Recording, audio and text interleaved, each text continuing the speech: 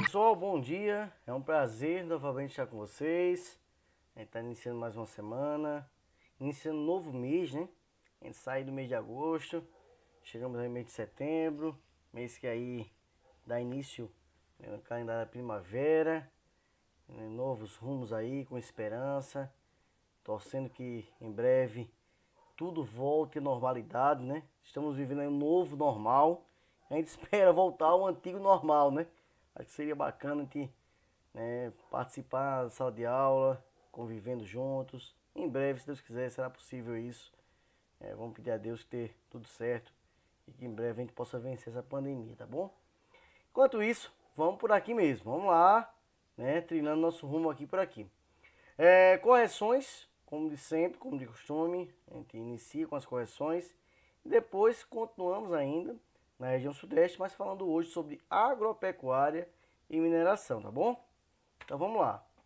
Livro didático, tenho em mãos, página 28. Verdadeiro ou falso? Os escudos cristalinos são a base de diferentes formas de relevo, principalmente as planícies. O que está errado aqui? Planícies. Os escudos cristalinos não estão principalmente nas planícies, estão principalmente nos planaltos, tá bom? Isso aqui é falso. Letra B. A depressão sertaneja e do São Francisco está associada a rochas cristalinas, ao passo que a depressão periférica da borda leste do Paraná está associada a rochas sedimentares. Verdadeiro. As fronteiras tropicais podem estar associadas a climas úmidos de diferentes tipos. Verdadeiro. Os planaltos da região sudeste são, em sua maior parte, formados por escudos cristalinos. Olha aqui. Planaltos, tá vendo? Então, escudos cristalinos. Mata charada aqui, ó. Aqui não dava falso, aqui ensina a letra A. Então, a letra D é correta, verdadeiro. Letra E. O clima tropical de altitude está relacionado principalmente às regiões de planaltos onde ocorrem as serras, sendo possível fazer associação correta entre clima e relevo. Nesse caso é óbvio. O clima tropical de altura está associado ao relevo. É justamente por isso, tá bom? Então, verdadeiro. Apenas uma alternativa falsa, que foi a letra A. Livro de atividades. Muda o livro um pouquinho agora e vamos para o livro de atividades, página 16. Pessoal, observe o mapa do potencial de energia gerado pelas principais usinas hidrelétricas do Brasil. Olha a concentração de usinas hidrelétricas, né, que ocorrem na região sudeste e na região sul do Brasil. É extremamente desproporcional com o restante das regiões brasileiras. Que regiões do Brasil concentram a maior parte dessas usinas? Já respondi para vocês, né? Sudeste e sul. Pesquise duas razões para essa distribuição desigual. Então, ó, característica do relevo, né, que lá é predominantemente construído em planaltos, que aí possibilita essa geração de energia, elevada concentração de pessoas, né, de indústrias, que precisam de ampliação dessa energia elétrica. Então, aí são alguns fatores aí importantes para que hajam essa grande quantidade de hidrelétricas. Pessoal, sétima questão. Até meados do século XVIII, o Nordeste provia a maior parte da riqueza explorada por Portugal. A partir de então, o Sudeste se tornou a mais importante região econômica do Brasil. Cite 3 fatores que contribuíram para a região Sudeste assumir a liderança econômica, política e política do Brasil. Na aula passada eu destaquei, tá certo? A descoberta das minas de ouro, tá certo? A transferência da capital, que saiu de Salvador e foi para o Rio de Janeiro, além também do café. São os 3 principais fatores, tá bom? Aqui tá falando aqui, ó, a descoberta do ouro, aqui, ó, transferência da capital da colônia, né? E também o desenvolvimento da cafeicultura.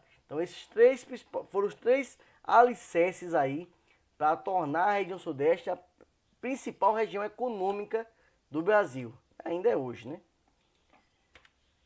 Pessoal, desenvolvimento industrial e econômico. Então, parabéns aí para você que mandou bem, que acertou as questões, que fez. E agora vamos lá para a nossa aula de hoje.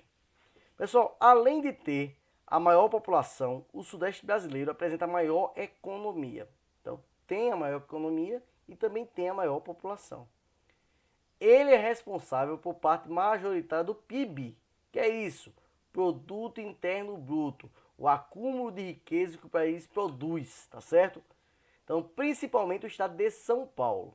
Essa situação é resultado de questões históricas, econômicas, né? Inicialmente aí, entre os séculos 18 e 19, a mineração, a transferência da capital e o cultivo do café, que te viu agora na questão, deram à região sudeste não só a liderança econômica, mas também política no cenário nacional. Então veja a importância aí. Essa porcentagem lá no PIB tem diminuído, né, com relação às demais regiões. Né, hoje está em 54, em 2014 estava em 54,9% do PIB. Então a região sudeste era responsável em 2014 por mais de 50% do PIB nacional. Hoje esse número ainda é um pouco menor, devido à desconcentração industrial que houve, né? As indústrias começaram também a se espalhar pelo restante do Brasil.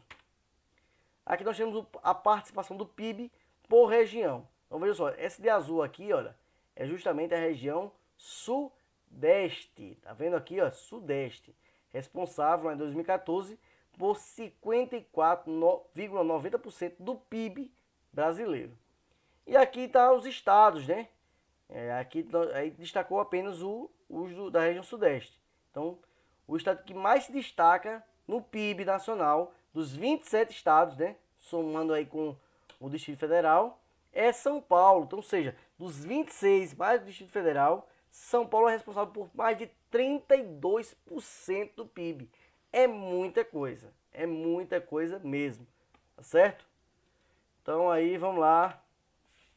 Em 99, essa participação era ainda maior, era 58%. Isso mostra que apesar da grande, né, a atuação dessa região vem aos poucos reduzindo, né, esse aumento aí. Isso se explica em parte pela desconcentração industrial nos últimos anos. Eu falei isso, né? E também por ações e incentivos governamentais para desenvolver também as outras regiões. Um caso bem claro agora que eu vou citar para vocês foi o que o presidente fez agora, né? Ele ampliou o programa Minha Casa Minha Vida, ele mudou o nome, né? Casa Verde e Amarela, e fez um limite aí de até R$2.000 para você poder comprar a renda familiar, até R$2.000 para você comprar a casa, né? Com os subsídios, com vantagem, juro mais baixo. E se você for da região norte ou nordeste, o subsídio vai para R$2.600. Então você com salário até R$2.600 consegue comprar uma casa sem pagar nada de entrada por ela. Vai pagando só a parcela. Então veja só, isso aí são medidas para desenvolver as demais regiões que são um pouco mais pobres. A gente sabe que a região norte e nordeste brasileira é bem inferior quando se fala em economia com as demais regiões do Brasil. Então é importante essas políticas aí para desenvolver também as outras regiões. Pessoal, agropecuária e mineração. O setor primário, que é o setor responsável aí pela agricultura, pela pecuária, pelo extrativismo, ele é de extrema importância para o nosso país, porque o nosso país é um país muito rico, que tem uma diversidade muito grande, que tem climas bons para se plantar, né? Então é um país riquíssimo quando se fala em setor primário, em setor agrícola, tá bom? E aí principalmente a agricultura e pecuária. Historicamente, a prática da agricultura foi a principal atividade do Brasil, quando se fala em economia, de muitos e muitos anos atrás. Foi a principal mesmo. E ainda hoje, ela ajuda a preservar o superávit da balança comercial. Professor, que palavras difíceis. O que é balança comercial? Pessoal, a balança comercial é a diferença, preste atenção, entre o que se exporta e o que importa. O que exporta é o que o Brasil vende. o que se importa é o que o Brasil compra, tá bom? Então, se o Brasil comprar mais do que vender, aí nós vai ter o quê? Não vai ser um superávit, vai ser um déficit. A gente está comprando mais do que vendendo, então o Brasil vai estar lá embaixo, vai ser um déficit. Se a gente vender mais do que comprar, se a gente exportar mais, aí vai ser superávit. Olha aqui, ó, superávit da balança comercial. Nossa balança vai estar superavitária, tá certo? Então, quem ajuda ao Brasil ter essa balança sempre superavitária, geralmente, é o setor primário, né? A agricultura e principalmente pecuária, tá bom? Por meio das exportações. Tanto a agricultura como a pecuária são bem desenvolvidas na região e utilizam bastante tecnologia. Então, nós temos aqui no estado do Sudeste, na região Sudeste, alguns dos maiores produtores nacionais de gado de corte suíno. Também grandes produtores de ovos, como é São Paulo, e de leite e seus derivados, que vêm da pecuária de Minas Gerais, tá bom?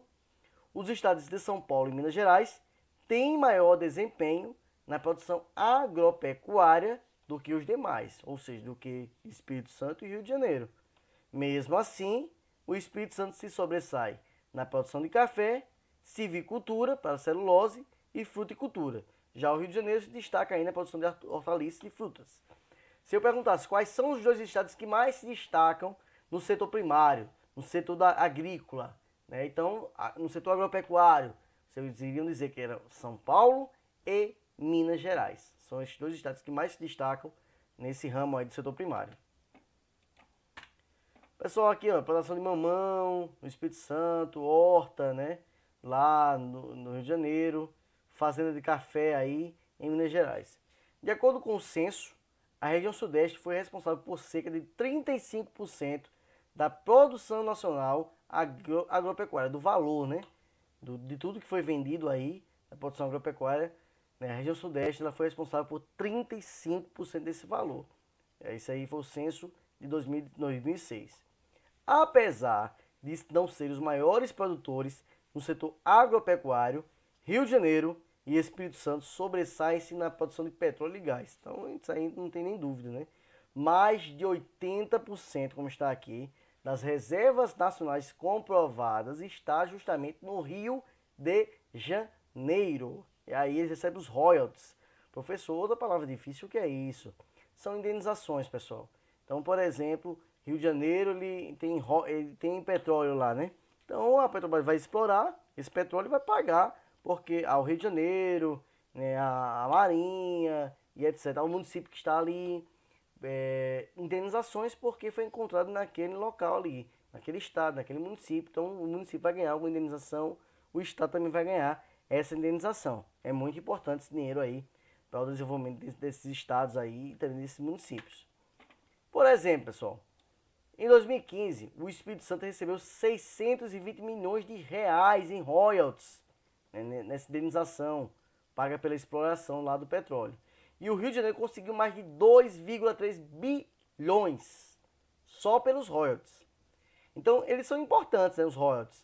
Porém, houve algumas mudanças, né, na legislação que modificaram a distribuição dos royalties. Geralmente, quem recebia era apenas o estado no qual onde foi encontrado aquela reserva de petróleo, por exemplo. Hoje não. Hoje vai se distribuir também, além daquele estado, para outros estados e outros municípios, né, redistribuindo aí por todo o país, para diminuir a desigualdade entre estados e municípios. Então aí mudou essa legislação. Temos também, pessoal, para finalizarmos, o extrativismo, que é muito importante, né? Principalmente lá em Minas Gerais. Nós temos o quadrilátero ferrífero. É uma região, vocês podem ver aqui nesse mapa, chamado de quadrilátero porque as principais cidades que contêm uma grande quantidade de ferro, é como se formasse ali um quadrado, né? Aí chama quadrilátero, 4 lados ali, ferrífero. Ferrífero vem de ferro, né? O principal produtor de ferro do país está localizado lá em Minas Gerais. As principais cidades são Congonhas, Mariana, que teve aquele desastre, né? Lá em 2015, em Mariana, Santa Bárbara e Sabará. A produção do quadrilátero ferrífero abastece tanto o mercado interno, como Cubatão, Volta Redonda, né, que produzem aço, como também o mercado externo, vendem aí para fora do país. Então, assim como o petróleo e o gás, a mineração também dá royalties. É um pouco menor o valor, comparando-se com o petróleo, mas também gera royalties aí para os estados aí que têm essas reservas de mineração. E aí a gente finaliza, pessoal, com o livro didático, apenas a página 30, entrega até amanhã, tá certo? Qualquer dúvida, estou à disposição. Fique com Deus, até a próxima. Tchau, tchau.